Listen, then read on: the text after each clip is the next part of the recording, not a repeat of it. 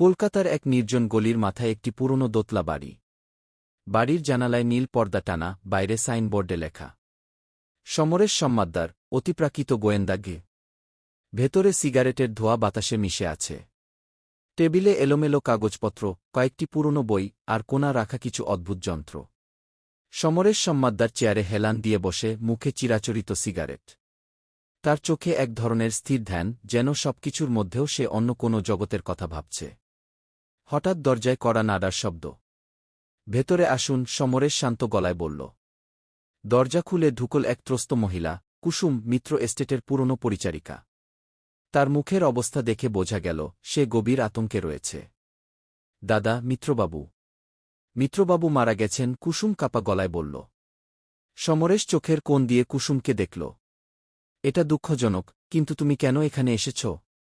কুসুম কিছুক্ষণ থমকে থেকে বলল, এটা স্বাভাবিক মৃত্যু নয় দাদা। বাড়িতে কিছু অদ্ভুত ঘটনা ঘটছে। জানি না ঠিক কি, কিন্তু আমি ভয় পাচ্ছি গি।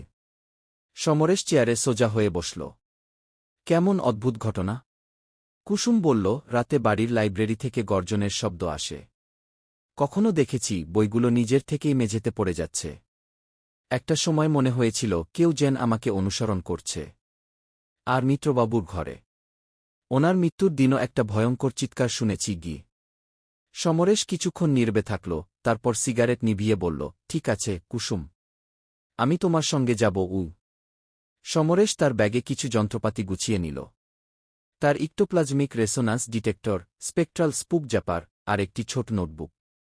চলো আজ রাতেই শুরু করি, সে বলল।